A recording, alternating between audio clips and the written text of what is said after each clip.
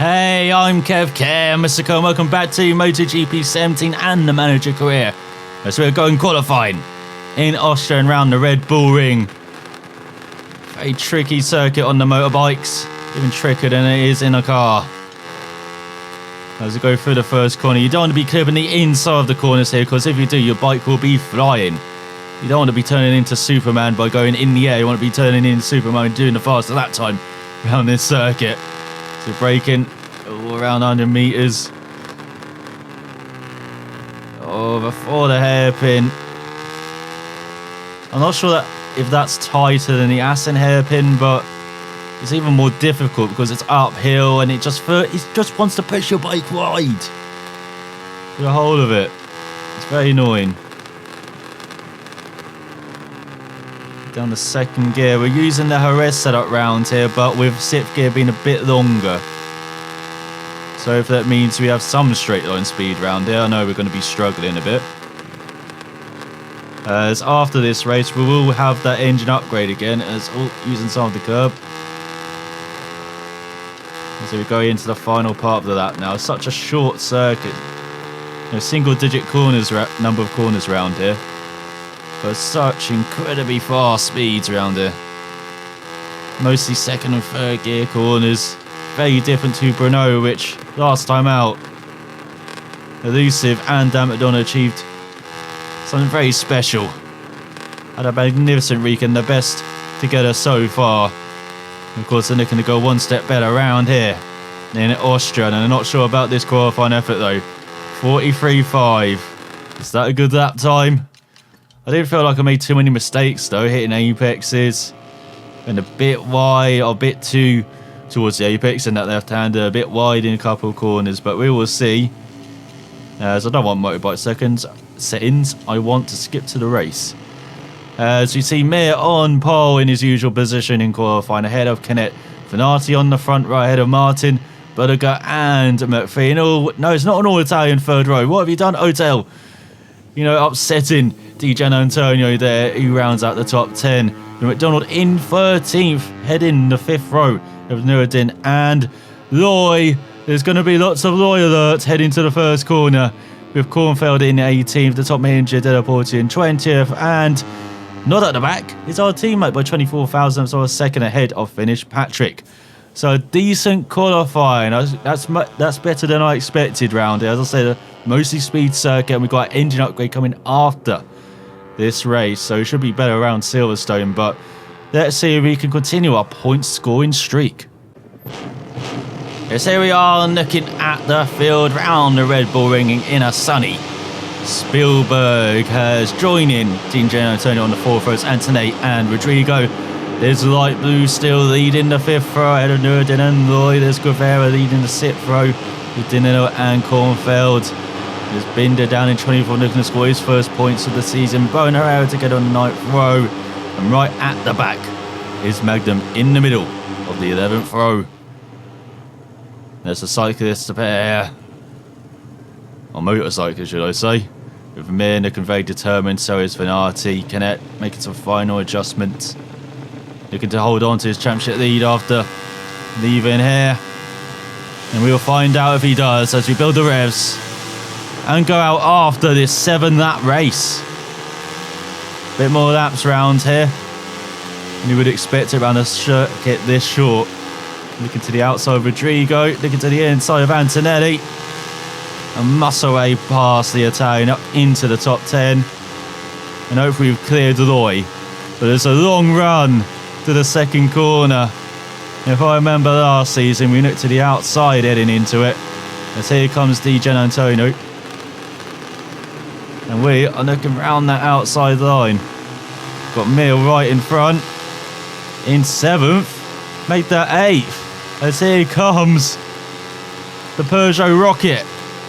As McPhee's up to 4th. He had a superb start, I remember, around here last year as well. Good Scott. So we get it down the first gear, run slightly wide. And that's allowed Mir back by. He's got Finati right up there. And there is McPhee doing it again round Austria, up into 9th. Breaking all very deep into the left-hander. Again, doing what we did in qualifying, turning in way too early. as it deceives you there with it being a blind corner with the camber leading you away. You think you've got to turn in a bit earlier than you do. As we're down! Battling with. So that's Martin. We're down. And we rejoin in 26th. Oh, now we've got a battle on our hands to score some points, just like last season. So ahead of the tie rider, we've got Bo in front. We slide it into the penultimate corner, goes slightly wide though. That's allowed the tie rider through. We've got Patrick. Haven't seen him for a few races. Looking down our inside as we get into the back of us, and that's Herrera. No, it's Della Portia, the Italian. He's not going to score points this race. Being down in 28th, well, we're 29th after the first lap. Terrible. So we get into the back of Patrick. We're down again. Oh, McDonald's just giving up. That was all our fault, breaking a bit late. And now we do have a battle on our hands just to finish with our race objective. The top 20, remember this race. It's got higher for McDonald after his recent streak. But we do have some decent pace around here. So let's see what we can do. As that's better. Into the hairpin. He's got the tie rider in 32nd. No, we've got Bezecchi in 32nd. Arenas in 31st. Where's my teammate? He must be pretty high up. As Bulliger takes back a podium position. Let's go slightly wide. On the right-hander. No, he doesn't. Hotel takes it back. German fighting for a podium. We have 2 surprise podium finishes in 2 races. There's now Tubers back to 32nd. Looks like we are gaining on the bunch in front. We don't have many corners to do that in, or many laps either remaining. Just 5 of them. He's up to 2nd ahead of McPhee. What is he doing? He's flying. I remember Antonelli winning round here last season. That was a bit of a shock. Could we have the German winning round here? The KTM. So go through the final corner, using all of the curb, of course. Not any of the AstroTurf at all. Now Patrick is dropping back, or moving forward slightly up to 31st. So brakes normally for the first corner, but the other front 2 were just, battling. Just held us up. As all my teammate was up to 29th for a moment. In the top 30, what is he thinking? You get a nosebleed being that high up. As the German did lead. Oh, he is leading. Canet's dropped back to 3rd. So here we go, we're gaining into, oh, we're down. That's why you don't want to clip the inside curve. You can see why now, as I thought I didn't clip it, but obviously I did. The hit detection. As Hotel he's ahead of Bulliger, and we're last by a country mile again. But this is the race I wanted to follow up the Czech Republic. Put up the high of the previous 4 or 5 rounds. As now we can just admire the Austrian hills around us. So go slightly wide downhill. Got a battle to get the bike into that apex. Go slightly wide in the left-hander as well, but fell out through the right. So McPhee gets up into 2nd. Could McPhee win as well? That would be a setup as well. I've been nowhere near that, doing that. But he's pretty good in the Czech Republic, where he's won in the past, of course, on a Peugeot. Back in 2015, I think it was. That was a bit of an upset. He had a good second half of the season, McPhee did that, yeah? So 5.5 seconds back. We'll be just, as we're halfway through this race, we'll be just lucky to get 32nd this race. However, it's not like last year where they would just run away the opposition once we got to the back. Hopefully we can make up the time with this slightly improved bike. And McDonald, that's pretty full of confidence. Maybe not after this race. After a few falls. Oh, we've done it again. The exact same mistake. Are you kidding? Well, we're definitely going to finish last now. So all we're going to do is look at the Austrian hills. Nice helicopter in the sky there, right above. So our teammate's battling for the top 30. Go on, son. Trying to prove he's not. Oh, Patrick. Andrea seemed to do rail round here, of course, last year in real life. Andrea only grabbed his only MotoGP win in the Ducati, ahead of Dovi in the Ducati battle. Shall that be the case this year with Andrea? With Dovi battling. I'm not sure about the Honda, because the Honda was pretty poor last year. Maybe the Yamahas. It could be the Tech 3 Yamahas, like we saw today in the Saxon Ring when I'm recording this. Volga getting a home podium, getting the fastest lap as well, the first German to do that. Oh, we've hit the inside curve again. Oh, McDonald, his head's going to be shaking for days after this race. That's why you don't want to touch the inside. And that's why it's pretty ridiculous that when you have bike racing around here, as well as car racing, having those inside curves. They're good for cars, but not for bikes. As for 14.5 seconds back. You know, I'll just go 7 seconds faster than anyone. Easy. Just give me a MotoGP bike in the meanwhile. It's got Hotel taking the lead from Berger. It's going to happen to the German, is it? Because I was talking about German miracles and fantastic results. Look in the Saxon Ring. And it's like Hotel is going to do it as well. Let's see, it's the helicopter in the right hand side, just hovering. I would have thought it'd be flying around, but it looks like it is just hovering in the middle of the track. I guess it's a good spot, seeing everything. Around it is a short circuit. As hard, our teammates falling back to 32nd. I had high hopes of getting the top 30. It looks like it's not going to work out though. So you have gained by 1.5 seconds. Just need to gain 5.5 seconds in the final sector, and then we'll be right back on track. So Joan does the fast out of the race of 40.5. No, Canet does it. Is it? They are battling for the lead. As oh, look at him go past finish Patrick. Go teammate. He slowed a bit too much into that penultimate corner. Going a bit wider in this final corner. I wonder why. To cross the line, we're going to be a couple seconds slower than Hotel's fastest lap or Canet's fastest lap. It's now Berger's taking back the lead. What a fantastic battle they're having at the front. So I thought I hit the inside there. That's why I braked so much, but I probably shouldn't have. As we're only 13 seconds back. Comeback is on his penultimate lap. The tie rider passes Tuba. And there's Hotel back into the lead ahead of Berger.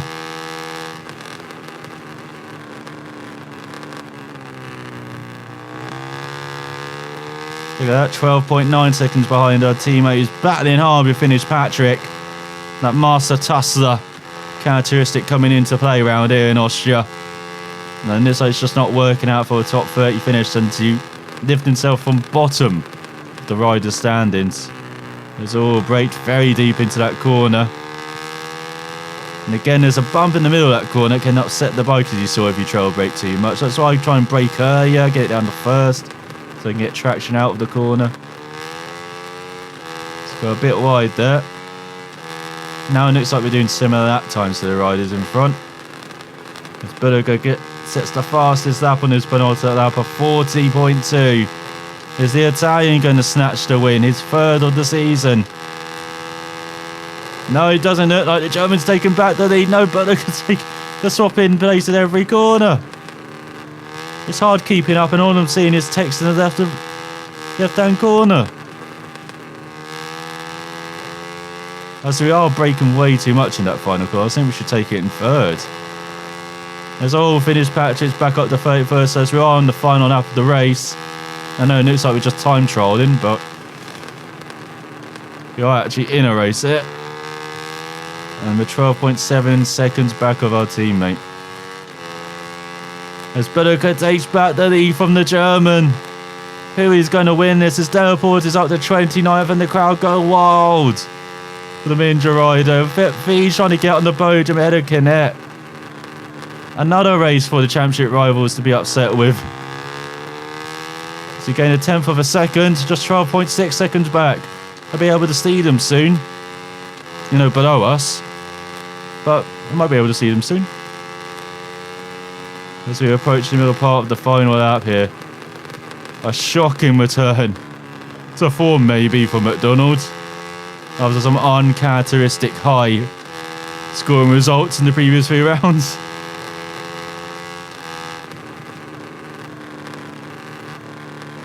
As Canet takes back that podium from McPhee.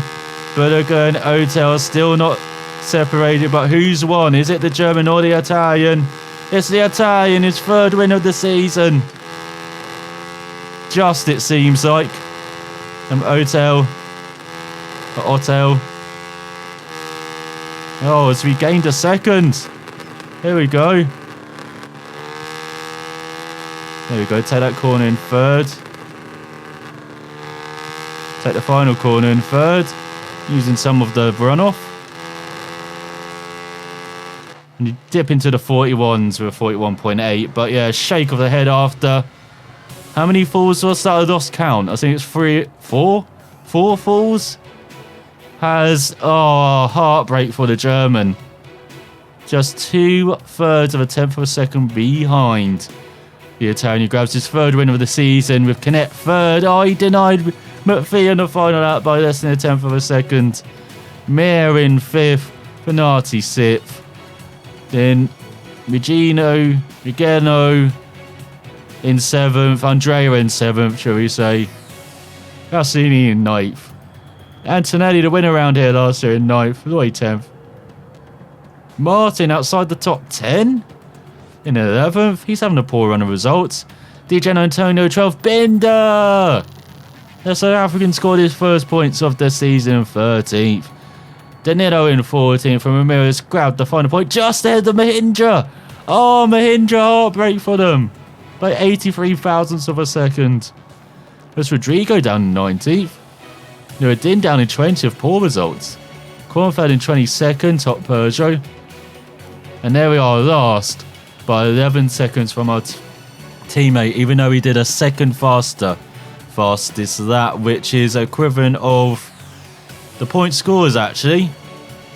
No Binder there with a 42.1 in 13th, so he could have scored points if he kept it going, but we just like the deck too much.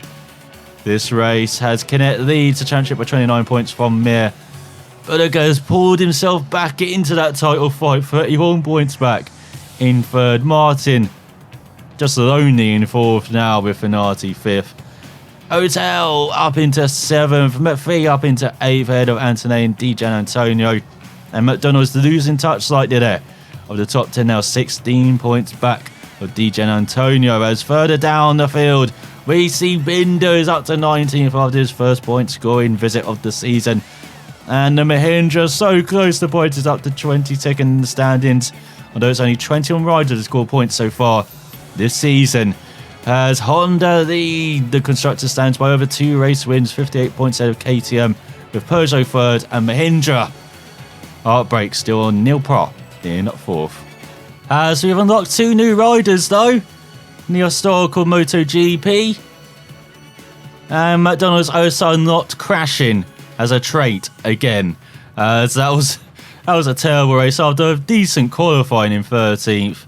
Nowhere near a race objective of a 20th, and with Andrea not doing well as well, no credits coming in this race as Madol does improve his braking and body position. His body position means when he crashes on the floor, you know, he's lying down.